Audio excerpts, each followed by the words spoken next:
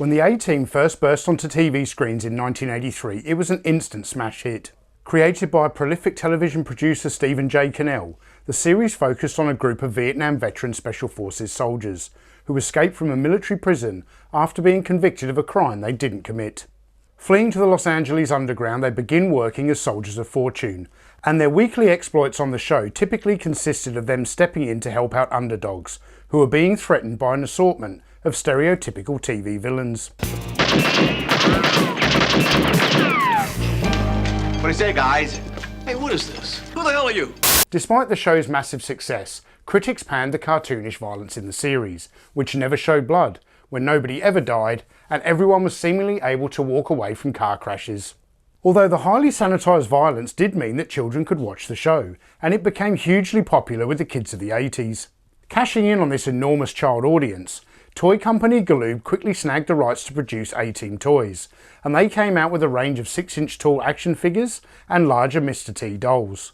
However, the latter was never branded as A-Team merchandise, and was instead intended to tap into the popularity of Mr. T, who quickly became the show's breakout star. Yet by far Galoob's most expansive range of A-Team toys were their 3 3/4-inch line of action figures and vehicles that were first released in 1984. And this is what we'll be covering in today's video. Every single figure, vehicle and playset created for the 3 3/4-inch A-Team line. So stay tuned if you love it when a toy collection comes together. Come with me, toy fans. In order to tell the story of Galoob's A-Team toys, we must first go back to 1982, a full year before the premiere of the television show. At that time, Kenner's Star Wars was the most popular boys' toy line in the world, and this range was primarily focused on 3 3/4-inch scaled action figures and vehicles. The phenomenal success of this line inspired many toy companies to follow the trend of producing action figures in this smaller scale, with everyone from Mego, Mattel and Hasbro jumping on the 3 3/4-inch bandwagon. Another toy company to take a stab at this scale was Galoob, who developed a range of military-themed figures and vehicles that were sold under the title Gen Patch. These articulated figures were constructed in a similar fashion to Hasbro's new G.I. Joe A Real American Hero figures that were released the same year. But the Galoob products were inferior in quality, and they could not compete with the power of G.I. Joe's marketing, which helped Hasbro sell the toys in massive numbers. Galoob quickly cancelled the Gen Patch line after realising that they would not win the battle against Hasbro's G.I. Joe, but also they didn't want to lose out on their investment. So when they secured the rights to produce toys based on the A-Team television series, they dusted off their Gen Patch manufacturing tools to develop a 3 3/4-inch range of figures and vehicles that could be brought to the market very quickly. Unfortunately, this meant that Galoob's first A-Team toys suffered the same poor quality issues that plagued their Gen Patch line. The figures lacked the articulation innovations such as swivel arm battle grip that kept Hasbro's G.I. Joe at the forefront of the market, and Galoob's action figures were notorious for having their thumbs break off. I know this was an issue on early G.I. Joes, but Hasbro had largely corrected this design flaw by the time A-Team figures were coming out in 1984, so it always made the Galoob figures feel significantly inferior. The Gen Patch legacy is also the reason the main A-Team characters are all dressed like G.I. Joes, as opposed to the more screen-accurate look of the 6-inch figures. Heck, B.A. Baracus doesn't even sport his trademark gold chains. Unlike G.I. Joe, however, the 3 3/4-inch A-Team figures were not sold individually. Single characters were packaged with higher priced vehicles, or you could buy the complete set of 4 figures either on a card back or packed in with a combat headquarters set. I liked this concept as a kid because it meant that I could get the whole team with only a single purchase. All of Galoob's A-Team toys were sold with a uniform packaging design that makes mint-in-box items display really well together. I also really appreciate the use of window boxes, which gives you an excellent view of the vehicle inside. And this is probably the only collecting aspect where I find A-Team toys superior to G.I. Joe, since all the Hasbro vehicles were sold in solid boxes. The A-Team figures were also cheaper than G.I. Joe's, not only in terms of quality, but also in cost, with the set of 4 A-Team figures selling in 1984 for the same price as only 3 G.I. Joes. In the TV show, actor George Papard portrayed the leader of the A-Team and master of disguise, John Hannibal Smith, and his action figure wears a blue uniform. I love it when a plan comes together. The team's second in command is Templeton Faceman Peck, played by 80s heartthrob Dirk Benedict. Dirk Benedict complimented my teeth. Do you remember that? Yes, because of his background in his childhood growing up around horses, the first thing he looks at on anybody are their teeth. The way he said it, it was very sweet. It was very sweet. He wasn't like, hey, I'd sell you if you were a horse. And his action figure wears a black outfit. Dwight Schultz starred as the team's pilot, Howling Mad Murdoch, whose figure is dressed in orange. Maybe they'll let me fly one of these birds now that I'm not crazy anymore. And finally, we have the team's most popular character, the strongman and mechanic, Bosco Bad Attitude Baracus, played by 80s pop culture icon Mr. T. I'm gonna beat my fist into your soul if you don't stop all this jibber jabber. And this action figure wears green fatigues. While Galoob certainly tried to make the faces of these figures look like the actors, they mostly turned out pretty awful, with the ugliest sculpt of all ironically belonging to Faceman. All 4 figures are armed with M60 machine guns, despite the fact that it was usually only Hannibal who carried this weapon in the show. Baby's a little low on ammo. The carded set of figures also included other accessories, such as a mortar, a detonator, a flamethrower, an ammo pack, and a demolitions pack. These are very cheaply made items with the backpacks attaching to the figures via chintzy straps. By this point, G.I. Joe was running rings around Galoob's A-Team with their snap-on, stay-on accessories. While A-Team action figures are not necessarily expensive action figures to collect today, there are a huge number of variations that range from somewhat common to downright rare. For example, the version of Hannibal that comes with the combat headquarters is different to the one that comes in the carded 4-pack. As is Murdoch, who has both an open and closed vest variation, as well as a much rarer blue variant that was packaged with some but not all of the Interceptor jet bomber vehicles. There is a very rare blue variation of B.A. Baracus, but I am yet to add one of those to my collection. And the back of the box for the combat headquarters even shows the set of 4 A-Team figures, all wearing olive drab uniforms. And while I know these figures exist, they are so rare that I've never come across them in the past 30 years that I've been collecting vintage toys. To give the A-Team figures someone to fight, Galoob created a 4-pack of generic villains. So generic in fact that they literally named them the Bad Guys. I sure hope Galoob didn't pay a writer to come up with that title. I also hope they didn't bother hiring a writer to create the names of each character, because these were all directly ripped off from G.I. Joe, with the figures being called Cobra, Viper, Python and Rattler. And if you thought the A-Team figures were cheap, Galoob said hold my beer when they designed these guys, because they didn't even bother to give them the same level of articulation as the heroes. The A-Team bad guys have the same 5 points of articulation as Kenner's Star Wars figures, and while I have nothing against the classic 5 POA design, I can't think of any other action figure line in history where the good guys and the bad guys have vastly different levels of articulation. It's a really cheap cop-out on Galoob's part. These action figures are supplied with all the same accessories that came in the A-Team 4-pack, so nothing new here. And just like the A-Team figures, the bad guys were also released with notable colour variations. While the figures are not much to write home about, there are 5 different vehicles in this range and they are well worth collecting. Every member of the A-Team was issued their own vehicle with the exception of BA, who was deservingly given 2, with one of them being the A-Team tactical van. The GMC Vandura van with its black and grey colour scheme and signature red stripe was the 5th star of the TV show. So it's fitting that the van is also the main star of the entire Galoob A-Team toy line. While somewhat fragile, the tactical van does have a terrific sculpt, which looks very accurate to the vehicle seen on TV, with one notable exception. The toy version is moulded entirely in black plastic with a red painted on stripe, whereas the area above the stripe on the van in the TV show was actually painted grey. Although I never noticed this in childhood, and didn't learn about the grey section of the van until much later in life. I guess it's testament to just how far TV quality has improved in the last 40 years. Galoob's A-Team van can carry all 4 action figures, and you can access the cab thanks to the very clever design of a removable roof panel. This made it easy for kids to situate their figures in the seats, but the lack of any opening doors always frustrated me in childhood, as in the TV show the A-Team were frequently seen shooting out of the back doors. Something that didn't frustrate me though was the fact that this van could play double duty as an undercover surveillance vehicle for my G.I. Joes. It just gave me such a cool civilian option, with no vehicles of this type ever being introduced into the Hasbro line.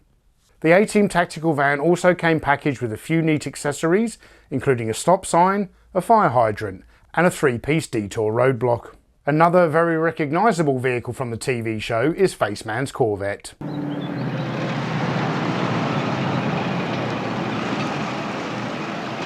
This toy came packaged with a face action figure and the exact same accessories that were issued with the tactical van. Galoob opted to alter this car from the one seen on screen by making it a convertible, and ultimately eliminating the need to include opening doors. The white two-seater Corvette has the signature red stripe down the side, and VAC metallised hubcaps. And it's a pretty cool looking, yet underwhelming toy, with its only play feature being an opening hood. They took the van and not the vet. Hannibal and BA got in the vet to go after the van. To create the two main vehicles seen in the TV show, Galoob had to develop all new tooling. But this wasn't the case for the rest of them, with the next 3 vehicle entries all being repurposed from Galoob's failed Gen Patch line. While several of the A-Team's toy vehicles suffer from brittleness issues, it's Murdoch's aircraft that takes the fragility cake. Reusing the mould from the Gen Patch Eagle Eye Interceptor, Galoob gave Howling Mad Murdoch the Interceptor jet bomber, a toy so damn delicate that it will shatter like glass if you simply sneeze in its direction. The jet bomber features landing gear tyres that dry rot over time, and the front landing gear can be folded up and hidden under 2 plastic flaps, but I'm not brave enough to even attempt moving this example for fear of snapping it straight off. The Interceptor is armed with 2 missiles that attach to the wingtips, and 4 bombs, which can be deployed by pressing the levers on the top of the wings. Murdoch's jet bomber also comes with a small tow vehicle complete with tow cable, yet this vehicle takes poor quality construction to an all-new low, and it is ridiculously undersized. A pilot's ladder is included to access the opening cockpit, however BA needn't worry about his fear of flying, since this jet is a single-seater. I love it when a plan comes together. The final and most frustrating thing to mention about this toy is that the designers didn't even bother to make sure the jet can balance properly on its landing gear. Without any extra weight in the cockpit, the Interceptor keeps tipping backwards as though it's taking off, and it's bloody annoying. What's the matter with him? Yeah, nostalgia. I get why Galoob gave their only aircraft toy to the team's pilot, but Murdoch was never seen flying a fighter jet in the TV series. He was more commonly seen piloting civilian planes or helicopters, so for a more screen accurate option, you could pick up the die-cast metal A-Team helicopter, produced by the ERTL toy company in 1983. Even though this toy wasn't made by Galoob and it arrived at retail a year earlier, ERTL must have had a crystal ball, because they made this helicopter in the same scale as the Galoob action figures, and there is seating to accommodate all 4 team members. With its supremely robust construction, the ERTL helicopter is infinitely more durable than Galoob's jet bomber, and well worth adding to your display if you're collecting the 3 3/4 inch A-Team toy line. Ignoring the fact that this video is focused on A-Team toys produced by Galoob, now that I've mentioned the helicopter, I must also mention the other 3 3/4 inch scale die-cast vehicle produced by ERTL. Because if the YouTube comments section has taught me anything, it's that a horde of know-it-alls playing another boring game of gotcha will tell me that I forgot to mention the die-cast metal Corvette that ERTL also produced. So yeah, it's made by a different company, and unlike the helicopter, Galoob did make a pretty nice looking Corvette. But whatever. The vehicle selected for Colonel Hannibal Smith is the Motorised patrol boat. And once again, this toy was created using old Gen Patch manufacturing tools. Hannibal's patrol boat was the only battery-powered toy in the Galoob line, and as such, it was sold at a slightly higher price point. I also believe this is the rarest vehicle in the range, since it doesn't turn up in complete condition very often.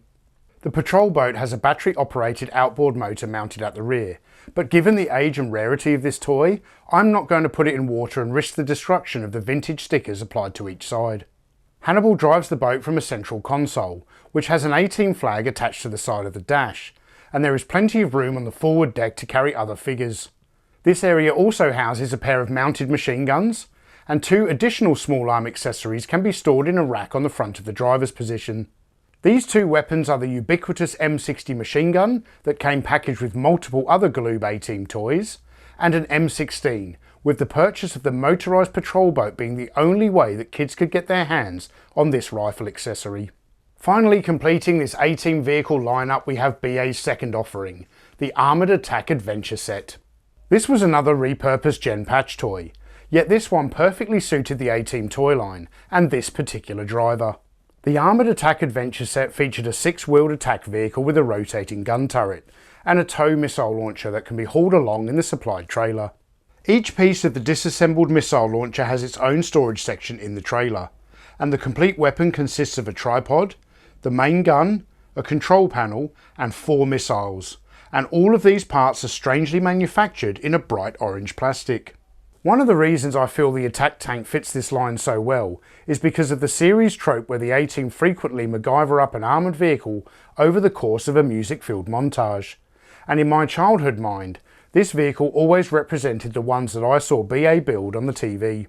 It also made a great stand-in for a G.I. Joe vehicle, since my Cobra troops never had a HISS tank. In childhood, I owned both the A-Team tactical van and the Armoured Attack Adventure set, but none of the other vehicles. This meant that I ended up with 3 BA action figures, yet I wasn't going to complain because it allowed me to easily swap out this character whenever his thumb inevitably snapped off. The final toy produced for the 3 3/4 inch A-Team toy line is the Combat Headquarters set, and this might just be the lowest quality product in the whole range. Galoob never advertised this as a playset, and I won't call it one either since there's no main structure. Instead we get a printed cardboard playmat and a bunch of really cheap accessories, the type of which you'd be more used to seeing included in a bag of plastic army men. The Combat Headquarters comes with all 4 A-Team action figures, as well as all the accessories that were included with the carded 4-pack. In addition, there is an abundance of other items that were only sold with this set. There is a raft and paddle, a machine gun with tripod and a 2-piece sandbag wall, a flagpole and stand, barrels, crates, and a 3-piece tent made from cardboard and plastic. A fun addition is the inclusion of 2 working parachutes, but these are so flimsy that they won't stand up to repeated use. If you're going to add the A-Team Combat Headquarters to your collection, then I recommend seeking out a boxed example, since the loose toy is far too embarrassing to display.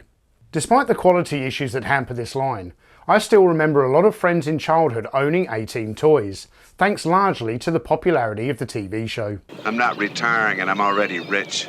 And I'm already mean. And while the figures are tacky and forgettable, the vehicles are definitely worth collecting today, especially that iconic GMC van.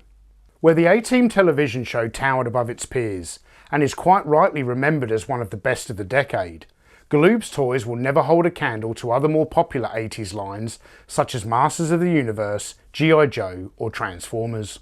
Yet they still hold a special place in my heart, since I was obsessed with the A-Team for a few years there in childhood, and fortunately for collectors, Galoob's range is also one of the cheaper vintage lines to collect today.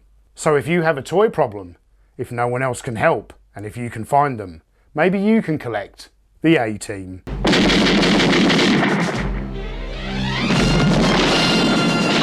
So thank you all for watching, and if you enjoyed this video, you can click the links over here to check out some of our other vintage toy retrospectives, or subscribe to the channel by clicking down here, or consider supporting us on Patreon, where you'll get access to hours of exclusive content. I'm Tony from Analog Toys, and I'll see you in the next video.